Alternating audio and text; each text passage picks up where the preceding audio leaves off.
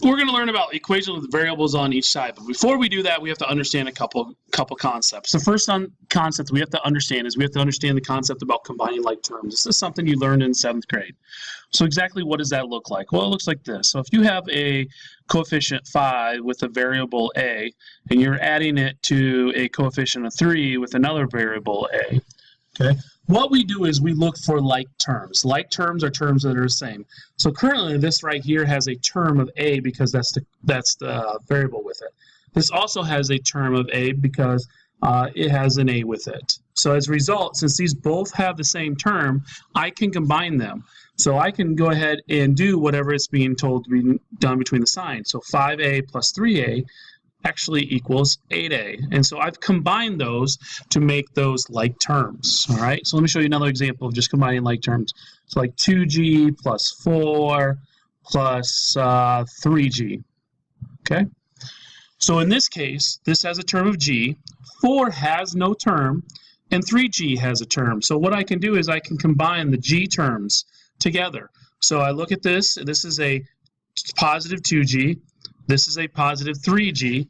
So basically what I'm going to do is I'm going to take 2g plus 3g, and I'm going to group those together, and then I'm going to add this other number 4. Okay?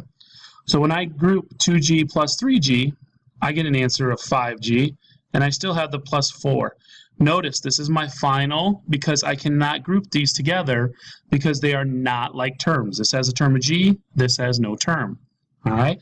So let's go ahead and look at this in an equation. So I have 8 plus 4d equals 5d.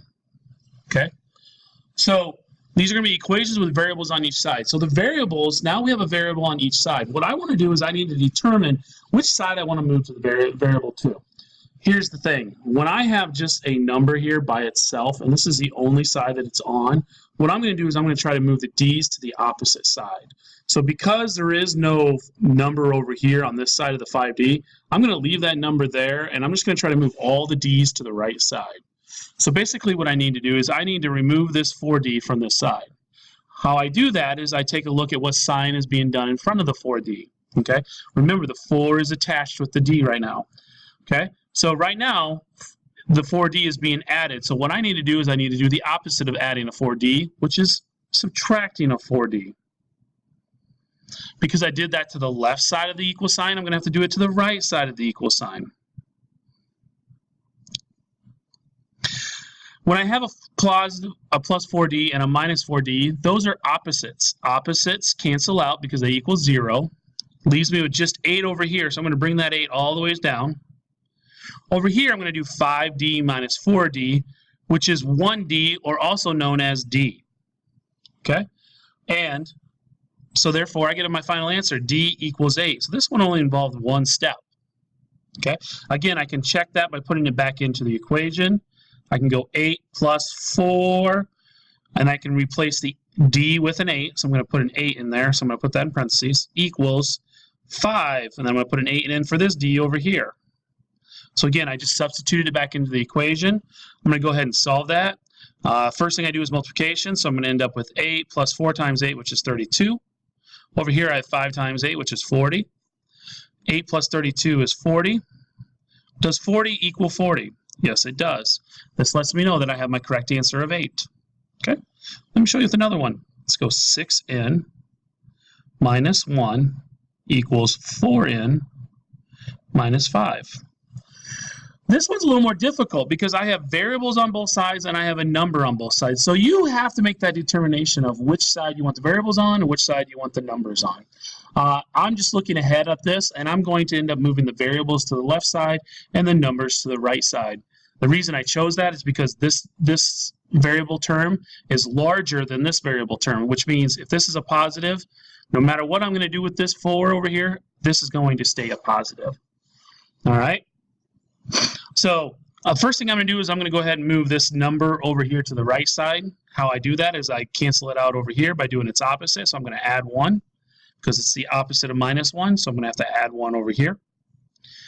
Notice when I'm adding 1, okay, these are opposites. This brings down 6n. Over here, I do not add 1 to 4n because they are not like terms. Because they're not like terms, the 4n just comes down by itself.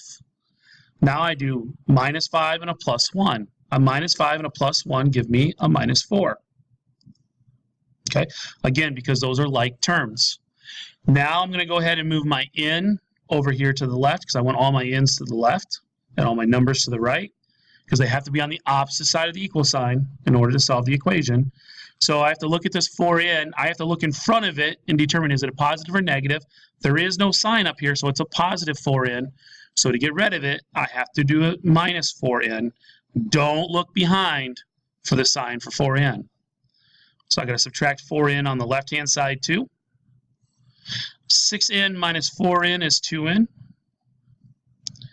I'm going to put my equal sign. 4n minus 4n, those cancel out because those are opposites. Leaves me with a -4 or a -4 over here, which is a -4. I got 2n equals -4. I need to go ahead and now solve for my variable n. What's being done between the n and the 2? It's being multiplied. Okay. So how do I undo multiplication? I'm going to do division. I'm going to divide by 2. I need to divide by 2 on both sides. 2 divided by 2 is 1. 1 times n is n. A negative divided by a positive is a negative. 4 divided by 2 is 2. So I get n equals -2. Again, I can double check that, put that in my equation. 6, I'm going to plug in a -2 minus 1 equals 4. Plug in a -2 for n, -5. So I just substituted the -2 in for where the n's were. So I'm going to do 6 times -2, which is -12. 4 times -2 is -8. -12 minus 1, that's like adding a negative. So -12 plus -1 is -13. -8, again, subtracting a positive is like adding a negative. -8 plus -5 is -13. They do check out, they equal each other. As a result, I'm completed. All right, good luck.